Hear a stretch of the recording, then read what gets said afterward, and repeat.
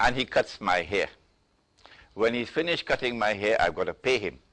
So I offer him a copy of my book, Jerusalem in the Quran. He says, Sheikh, I'm sorry, I'm not interested in your book. Barter has its limitations. Huh? I need money. I need to pay him for the haircut with money. And he can use that money, go in the market, buy durian. So, medium of exchange. How much should I pay for the haircut? And how much should he pay for the durian? The value of the haircut and the value of the durian. Money becomes a measure of value.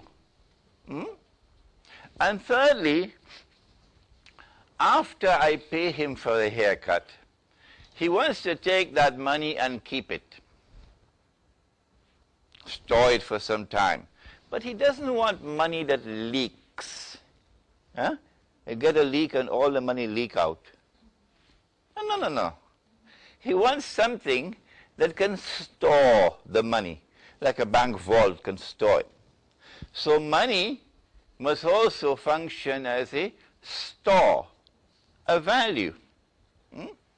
So the amount of time he took to cut my hair would not be wasted, would not be lost.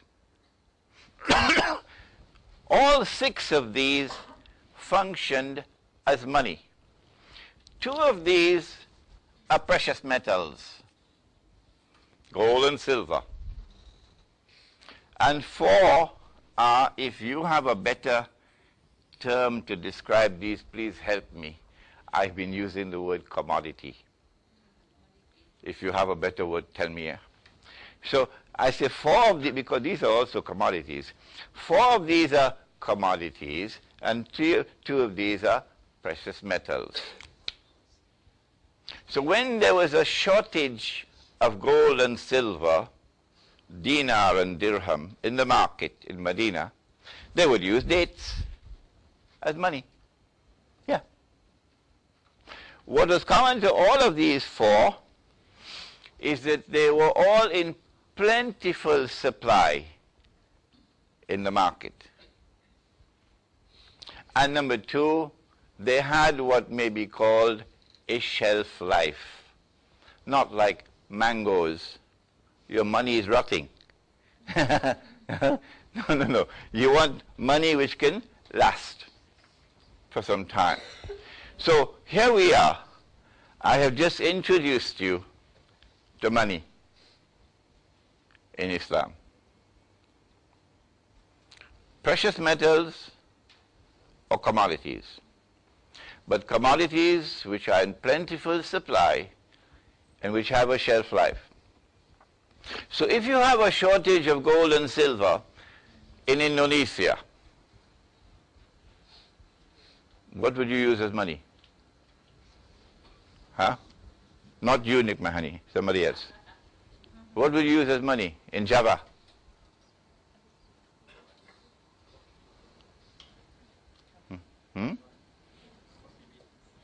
Java?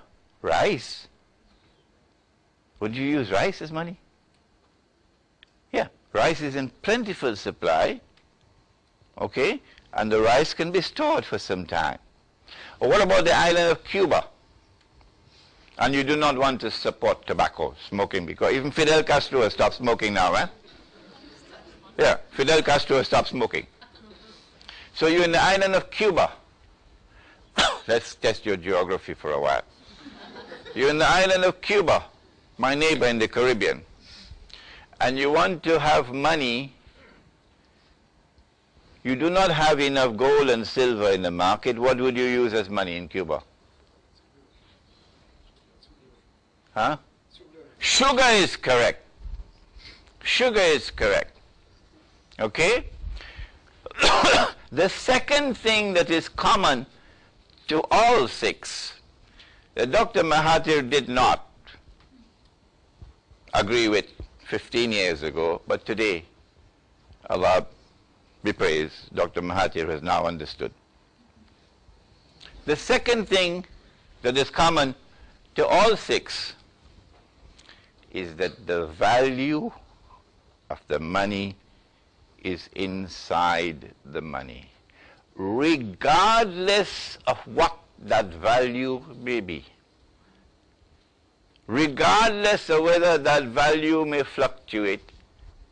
The fact is that the value of the money is inside the money, and this is called intrinsic value.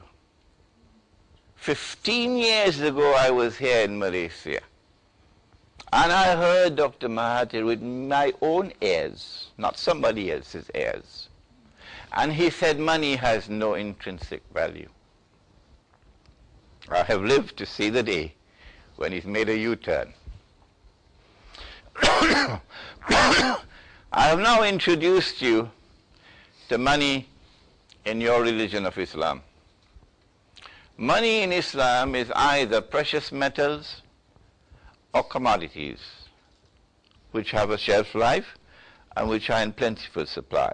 And secondly, money in Islam is money which has intrinsic value.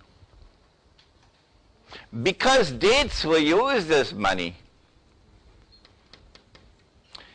you had to have an equal exchange. 2 baskets for 2 baskets. If you allowed an exchange of 1 basket for 2, what would you do?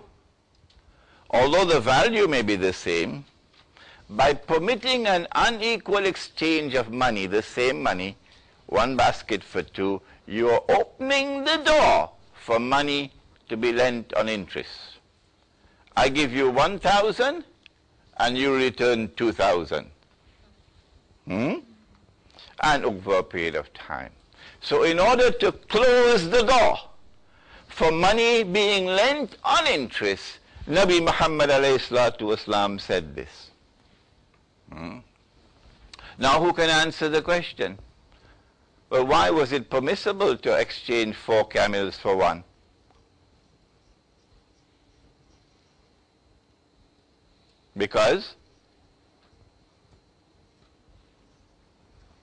Because animals were never used as money.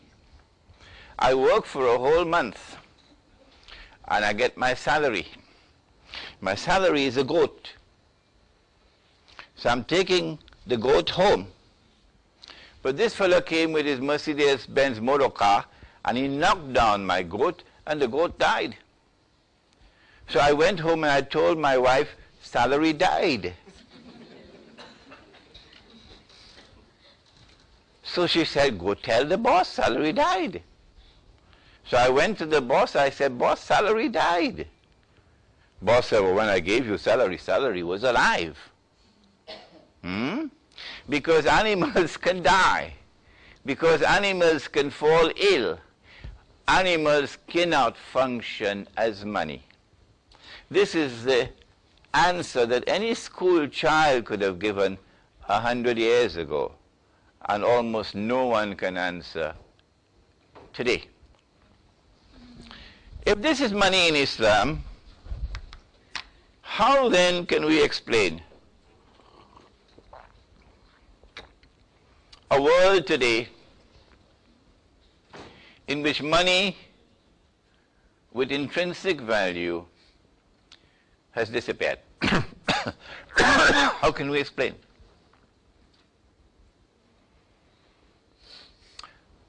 To answer that question, I'm going to now have to paint the bigger canvas to show the linkages between economics and politics, between international monetary economics and international politics, and riba and the Quran and the Bible. It's a very interesting canvas. Very few scholars of Islam today attempt to study the subject. Nabi Muhammad ﷺ confirmed what is also in the Quran, that Allah had made a promise